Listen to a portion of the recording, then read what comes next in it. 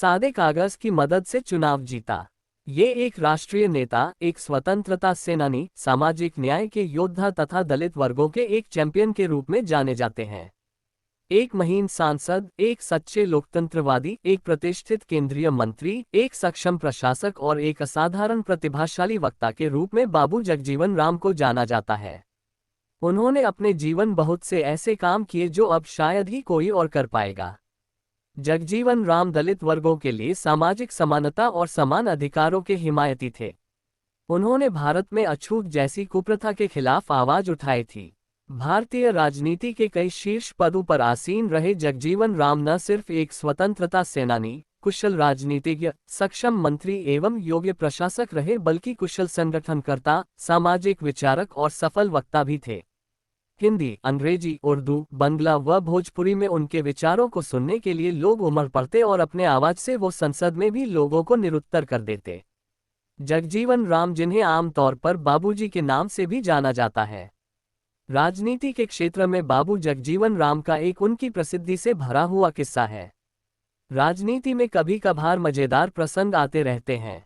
जब देश में आपातकाल लागू किया गया तो उसके बाद बाबू जगजीवन राम ने कांग्रेस से अलग होकर कांग्रेस फॉर डेमोक्रेसी नाम की पार्टी बना ली थी। एक बार जगजीवन राम यूपी में चुनावी दौरे पर थे।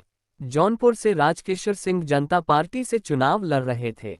जगजीवन राम की फूलपुर स्थान पर एक सभा थी। वहां से उन्हें जौनपुर के बाद शाहपुर में सभा करने के बाद अमेठी में सभा के लिए जाना था।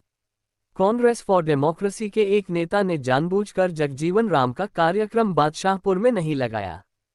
फूलपुर से अमेठी जाने का रास्ता जौनपुर के जिस मोड़ से जाता था, वहां से बादशाहपुर 5 किलोमीटर ही था। वरिष्ठ नेतागण जगजीवन राम को बादशाहपुर में लाना चाहते थे। तो फिर क्या हुआ, तुरंत जगजीवन राम को रास्ते में रोककर सभा में लाने की योजना बनाई गई।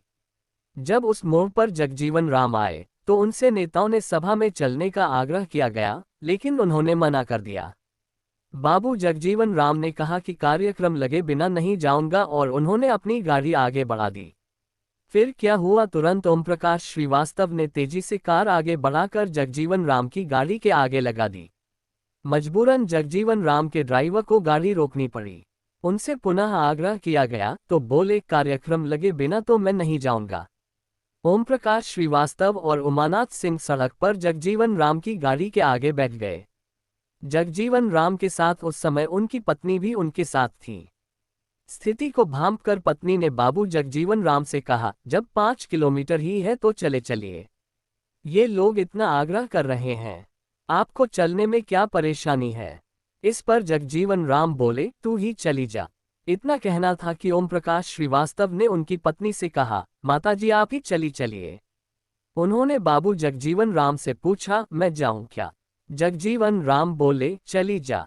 ओम प्रकाश ने तुरंत माताजी को अपनी गाड़ी में बैठाया और सभास्थल पर आ गए। जगजीवन राम की पत्नी को लेकर मंच पर पहुंचे। ओम प्रकाश श्रीवास्तव ने एक सादा कागज हाथ में लिया और बोलना शुरू किया। बाबू जी नहीं आ पाए हैं, लेकिन उन्होंने माता जी यानी अपनी पत्नी को भेजा है। साथ ही एक अपील भेजी है जो मैं पढ़ रहा हूं। ओम प्रकाश ने सादा कागज हाथ में लिए हुए ही वहां पर राजकेशर सिंह के समर्थन में जगजीवन राम की अपील सुनाई थी। उनके हाथ में तो केवल एक सादा कागज ही था, उसको ही उन्होंने बाबू जगजीवन राम की अपील बना दिया था। उन्होंने अंत में कहा, अब माता जी इस सभा को संबोधित करेगी। माता जी ने खड़े होकर वहां उपस्थित जनता से कहा, बाबू जी ने मुझे आप लोगों के पास अपील के लिए भेजा है। आप लोग हलधर चुनाव चिन्ह पर मुहर लगाकर राजकेशर सिंह को जिताए। कुछ दिनों बाद वोटिंग का समय आ गया।